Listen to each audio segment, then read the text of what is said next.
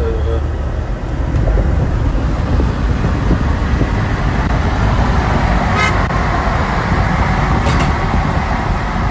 آرش مشتری دارم برای لبات. مشتری دارم برای لبات. نوکرتم داداش. همینجوری گفتم با حاجی جون. حاجی که برمیگرده ولتاژ من خارکسته رو آسمان دیگه. یه هفته دیگه میخوام تنهایی برم الی، میخوام یکی دو روز برم الی، بعدم میخوام برم یه روز تنهایی وگاس، خودم تنها میخوام برم ببینم کازینو بارگوزه شانسی. اون دفعه که من و برایان و آرش رفتیم 30-40 هزار دلار بردم دیگه.